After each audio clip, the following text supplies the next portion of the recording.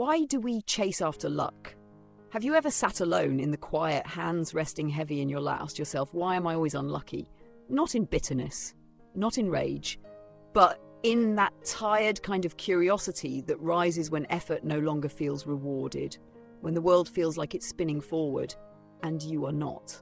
We've all felt that moment. You give, you try, you wait, but the promotion goes to someone else.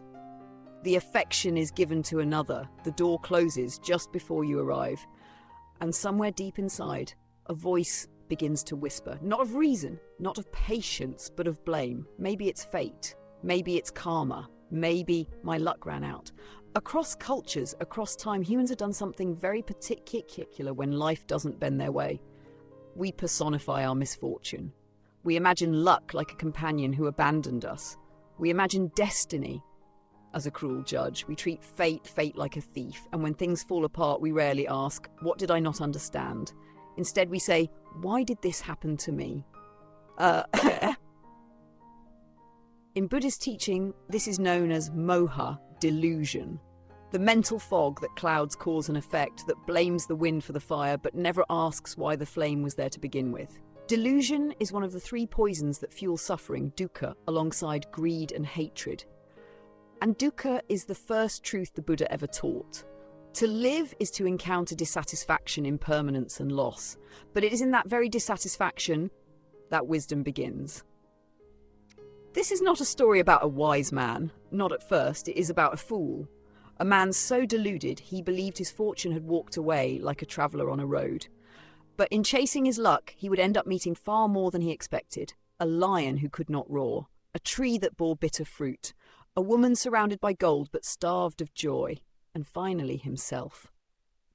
So before we begin, I ask you gently, what are you chasing right now? And what if what you seek isn't somewhere out there but quietly waiting for you to stop running? Because once upon a time, a fool asked the same. And so his journey began. Attachment, craving, and the roots of delusion, but after all. Chapter 1, The Fool and the Fall. Attachment, craving, and the roots of delusion. There once lived a man, not a bad man, not an evil one, but a fool. The kind of fool not marked by malice, but by something quieter, more dangerous, entitlement. He had inherited a modest fortune from his father, enough to live comfortably, to build a future, to care for others. But he did none of those things. He spent. He drank. He bathed in silk and spices, fed his hunger with distraction and called it joy. He believed the world owed him its best because he had been born into ease. And when the money ran out, when the friends left, when the gold became dust at the bottom of his bowl, he did not ask what he had done. He asked instead, where has my luck gone? He wandered the markets like a ghost, whispering his woes to anyone who would listen. The beggars turned away, the merchants rolled their eyes, even the stray dogs ignored him. Until one day, in a dry alley between two shuttered stalls, he met an old man with skin like bark and eyes like rain. You look like a man who has misplaced something, the elder said. I've lost my fortune, the fool sighed. My destiny has left me. My luck has betrayed me. The old man nodded, as if this were the most natural thing in the world. Then go find it, he said.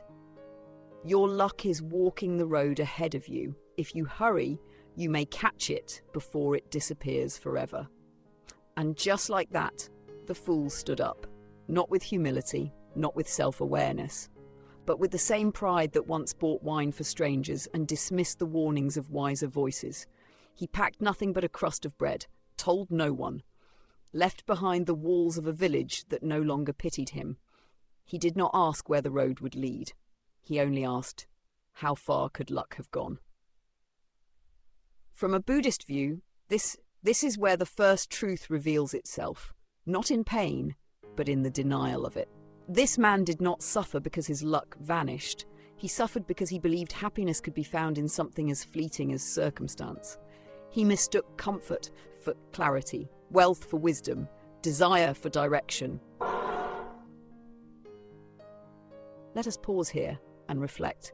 How often do we chase solutions outside ourselves, thinking that peace is elsewhere, when the job doesn't fulfill us, when the partner doesn't love us enough, when the recognition doesn't come? We don't stop to look inward. We blame the world, and we run just like him. Days passed. The fool wandered dusty paths, each step driven by longing, not learning. He did not meditate, he did not question. He only muttered the same phrase like a prayer. Where is my luck? And fate or karma or perhaps something subtler began to respond, because the universe in its own way always answers. And sometimes the answer comes dressed in fur, with teeth and a question of its own. Chapter 2, Beasts and Burdens. Theme, Karma meets Ignorance. The sun was beginning to wilt behind the hills when the fool reached the edge of a forest. The path had grown narrow, the wind quieter. Every step forward now stirred up dust that clung to his sandals like memory. He had walked for days and found nothing, no fortune, no signs, only silence. Until a sound, a deep, aching rumble. He froze. It was not thunder, it was not wind, it was pain, alive and breathing. There, in a shaded clearing beneath the arc of two bent trees, lay a lion. Not a beast of terror, a creature of tragedy. Its golden mane was dull, matted with dust. Its ribs pressed through its skin like fingers beneath cloth. Its eyes, half-lidded, burned with quiet fury, not at the fool, but at its own body. It did not roar, it sighed. The fool, of course, did not turn away. He approached slowly, cautiously, thinking perhaps luck had sent him a sign. A lion in his path? That must mean something grand. But the lion did not eat him. It looked at him, as one soul might look at another who has forgotten why it was born. Then, in a voice so dry it cracked the air, "Human, I am dying. I have power. I have strength, but no peace. I have not roared in years." The fool stared. "Will you ask your luck how I can be cured?" This is the first burden the fool agrees to carry, not out of compassion, but calculation. A lion might owe him a favour might be traded for gold. He nodded eagerly. Yes, of course, when I find my luck I will ask." In the Dhammapada, the Buddha speaks of the untrained mind, how it clings, how it calculates, how it measures compassion in terms of return. The fool did not yet walk the path, he walked a transaction, but the universe, like a patient teacher, kept offering him chances to see himself. And so, the journey continued. Back on the trail, the fool turned often, looking over his shoulder, imagining the lion bowing in gratitude one day. He imagined a golden collar, a crown, a throne. He imagined everything, except what the lion truly meant. "I have strength, but no peace." This was no metaphor. The lion's illness was real, but so was the symbolism, a creature of might, undone not by enemies, but by imbalance, by karma unprocessed. By rage unspent, by wisdom unfound, just like the fool. The fool. But he walked on, carrying nothing of that insight, only a task, and soon the road would give him another. Because every spiritual lesson, when ignored, returns again, only this time as fruit, bitter fruit, and the taste of truth. Chapter 3, The Bitter Orchard. Theme, Hidden Causes of Suffering. The forest gave way to fields. Open skies stretched overhead like faded silk, and the road widened, scattered with the golden husks of fallen leaves. The air smelled sweeter here, tinged with citrus and the promise of rest. The fool's feet ached, his throat was dry, but his spirit, ever gullible, felt lifted. "Surely this is the land of my luck," he whispered. "Only abundance smells this ripe." He rounded a bend and gasped. Before him lay an orchard, wide, lush, green. Thousands of trees bowed under the weight of ripe, radiant fruit, orange, scarlet, amber, glowing like sunset lanterns. And yet, no one was harvesting. Not a single soul picked the bounty. The ground was littered with fallen fruit, untouched by man or bird. The fool, hungry and curious, plucked one from a low branch. He bit into it and gagged. The taste was foul, sour like vinegar, bitter like regret. It stung his tongue and burned his throat. He spat, coughing. That's when he heard the voice.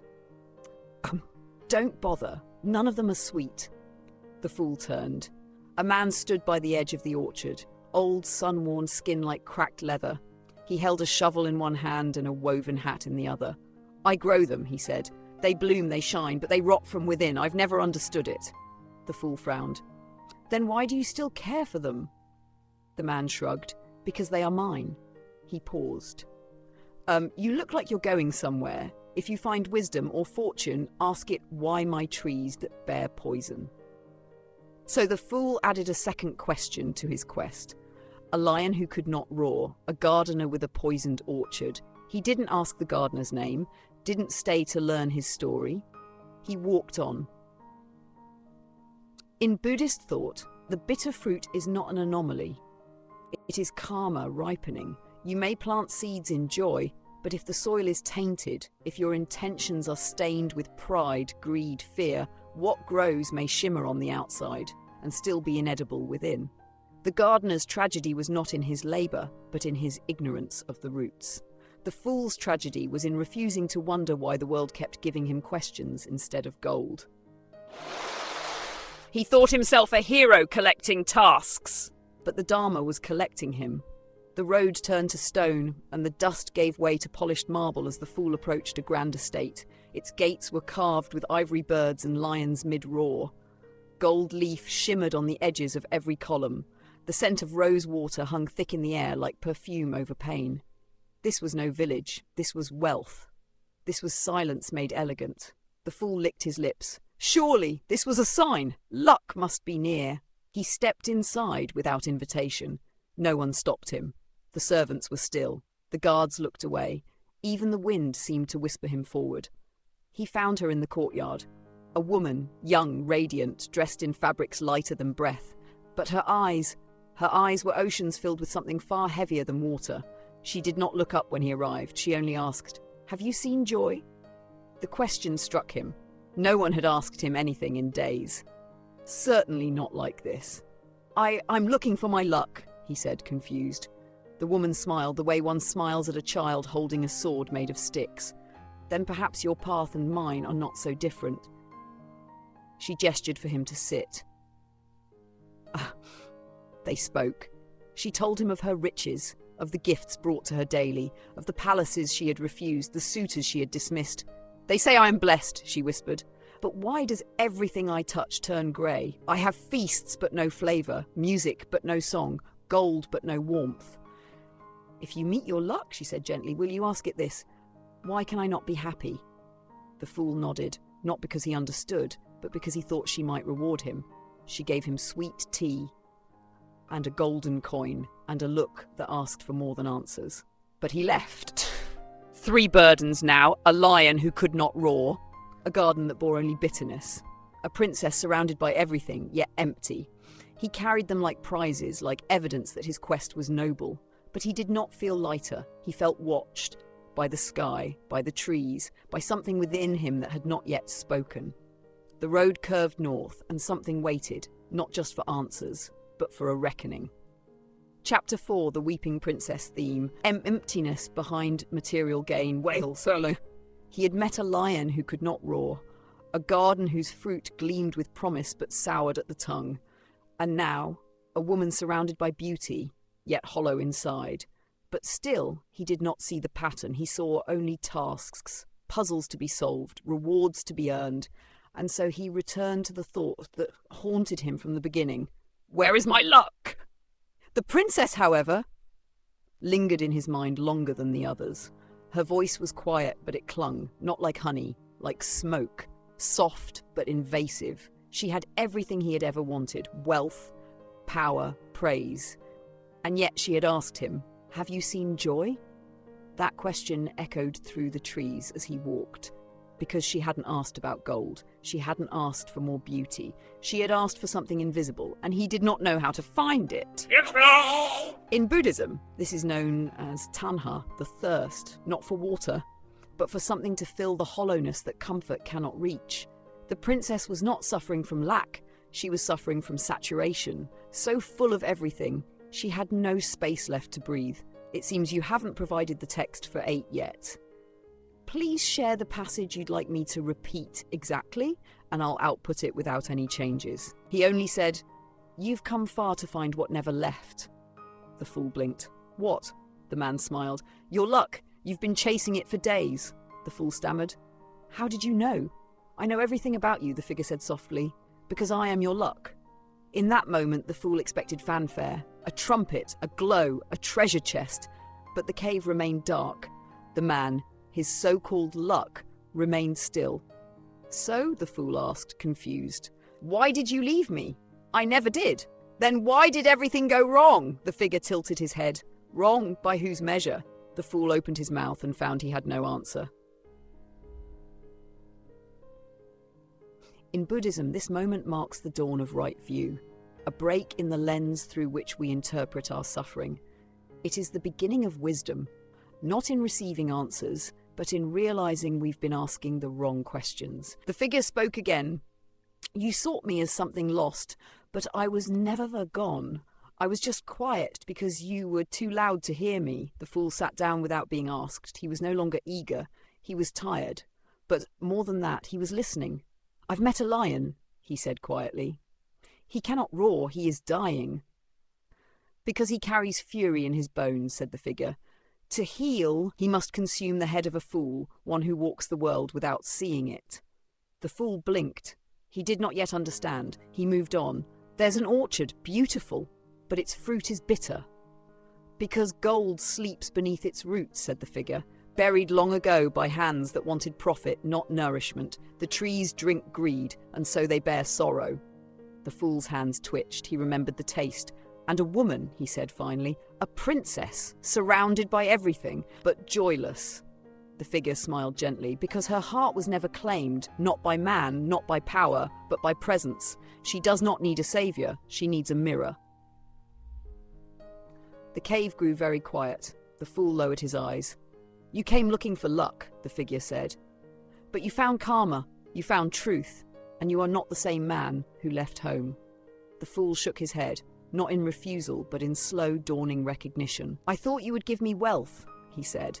I did, said the figure, but not in coins, in seeing, and now you may return not richer but ready. He stepped out of the cave as the sun rose behind him, not a sunrise of gold but of grey-blue light, gentle, honest, like the kind that reveals the dust, not just the shine. The road back looked no different, but he did. The lion was the first, still beneath the tree, ribs still sharp beneath its fur, eyes still burning. But now the fool saw something else. Not hunger, sorrow. He knelt. I spoke to my luck, he said. The lion raised its heavy head, and it rumbled. You are sick because you hold rage in your bones, the fool whispered. You cannot roar because you have swallowed too many screams. To heal, you must eat the head of a fool, one who walks the world without seeing it. The lion blinked, then stared. And in the silence between them something passed. Not fear, but understanding. The fool looked down. He took a deep breath, then stretched out his neck. Then take it, he said. The lion did not move. It looked at him. Not as meat, but as mirror, and for the first time in years it roared.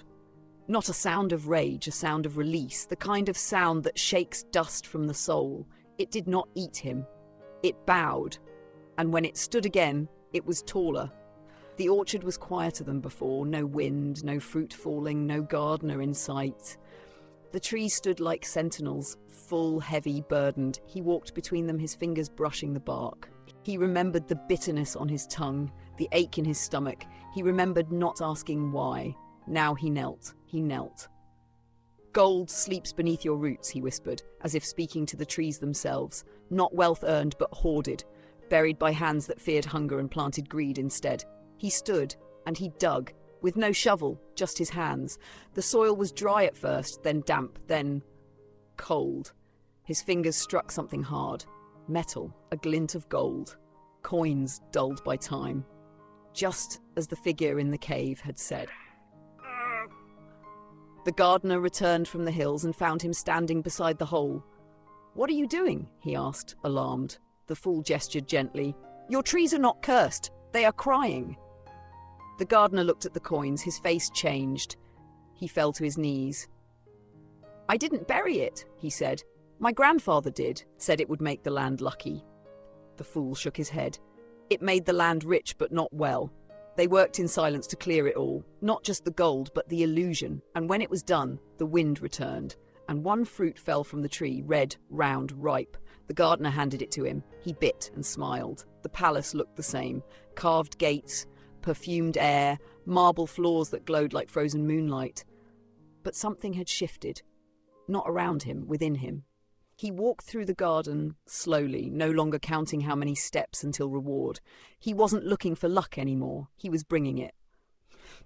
She was where he'd left her, by the fountain, hair braided with silver thread, eyes lost in a world too large for comfort. But this time she looked up, and he didn't bow, he didn't kneel. He just sat, quietly, like an old friend with nothing left to prove. "I spoke to my luck," he said. She smiled faintly.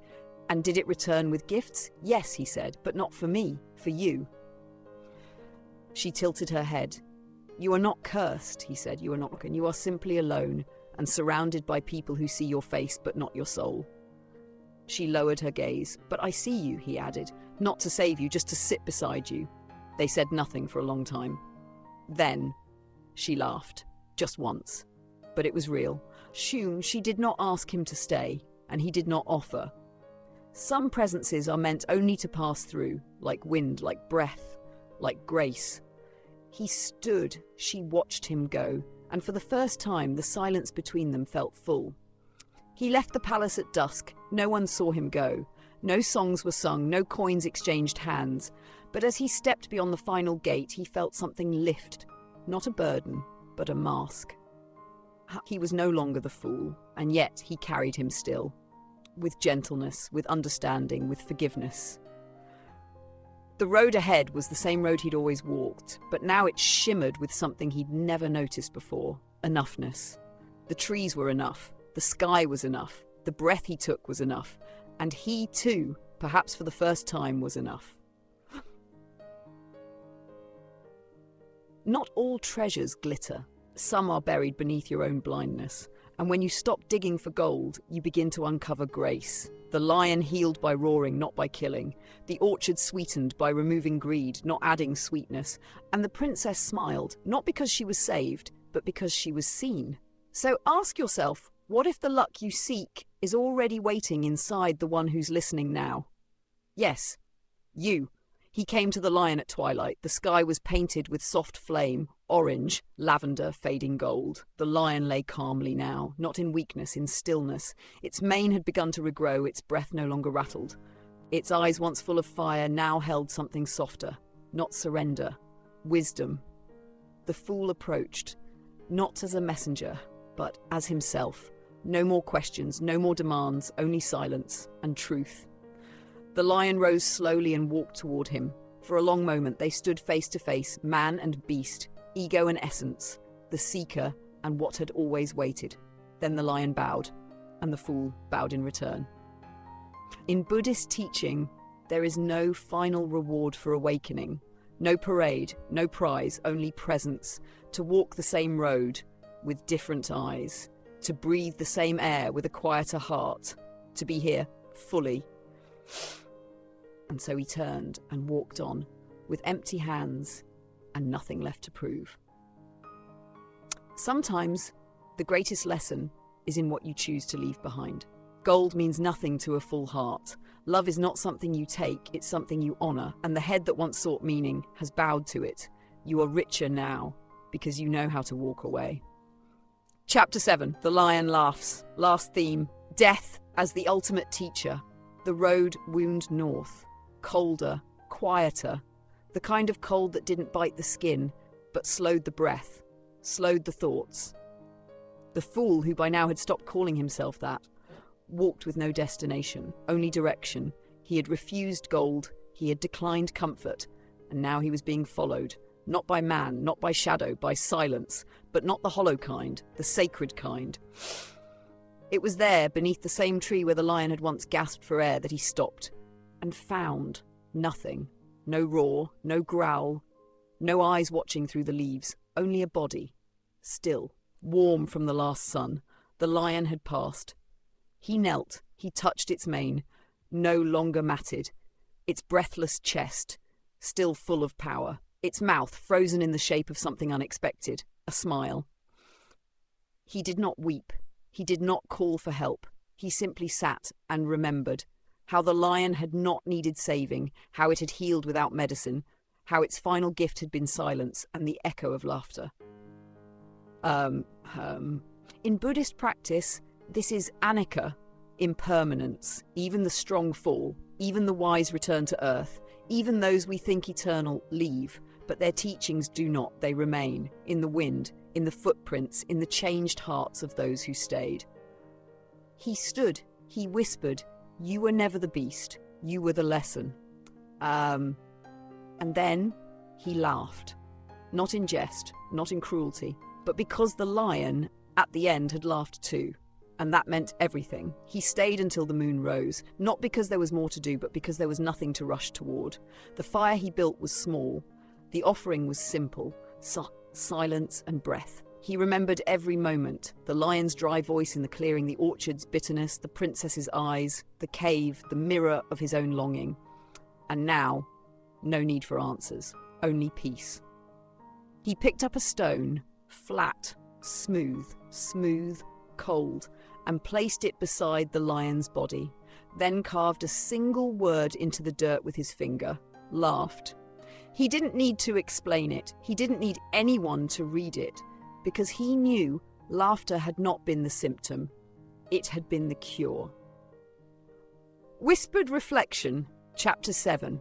He came seeking gold, but buried a prayer instead. He came to roar, but learned to release. And when death arrived, it found him already whole. The lion did not die in pain, he died in peace, because laughter was the final word. Epilogue. The Dharma of the Fool theme. The real teaching lives on. The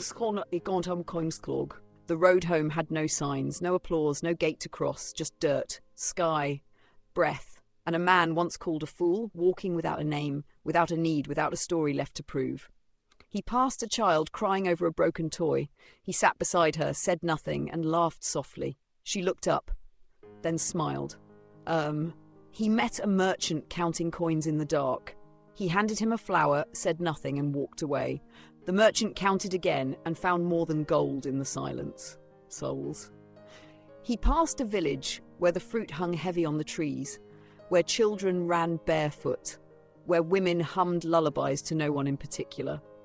And there he left something behind. Not words, not relics, but a bench, carved into the side with his own hands. Sit here until you remember how to laugh. They say he disappeared after that. Some say he wandered into the mountains. Others say he became a monk, a shadow, a whisper. But some say he never left. Because from time to time, when the wind is just right and the fire is just low enough, someone will laugh without knowing why. And the people around them, they'll pause, they'll breathe, and they'll laugh too. He walked as a fool, he died as no one, and he became everyone. Not to be remembered, but to remind, not to be worshipped, but to wake you up. So now, what will you do with the echo?